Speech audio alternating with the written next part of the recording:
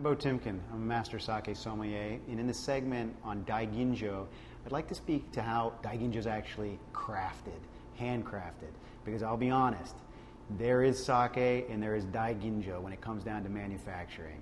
They literally treat Daiginjo differently. It's almost quarantined because they're going to such extremes in trying to create such a nuanced, subtle product.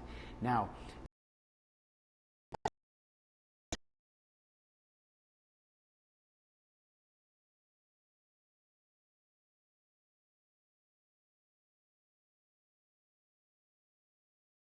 for the other categories of sake for Daiginjo.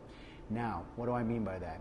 Typically, when you press sake, they'll use a big air-bladdered machine that looks like an accordion, has a wonderful sound, and it presses sake together, all the fluid together, and all the unfermented rice particles stick in this machine, and the fluid comes running below.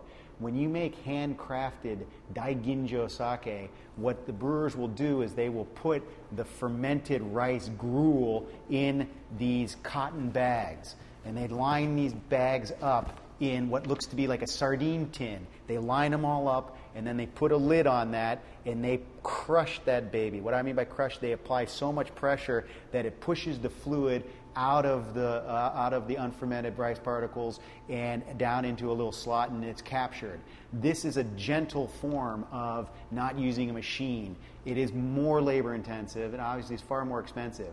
Now that's not the pinnacle. There is a style of sake called Shizuku style where they fill bags up with the fermented rice particles and they hang them over vats. And these bags literally will drip. Shizuku stands for trickle sake. So they don't use any pressure.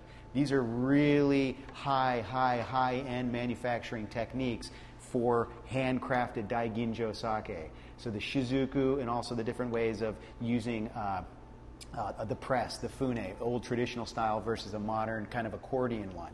When you make Daiginjo sake, you're also using a rice varietal that will allow you to mill to certain levels. Some rice you just cannot mill down to 40% removal, 60% remaining, or 50% removal, 50% remaining. You need a very special brewing rice. One of the most popular brewing rices is a rice called Yamada Nishiki.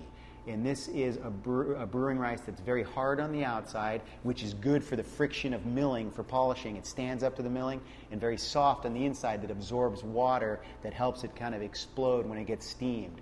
So Daiginjo manufacturing is ever so slightly different than regular sake kind of manufacturing in that it's so pampered and so labor intensive and so loved, and that is the reason why you're paying a premium for Daiginjo sake.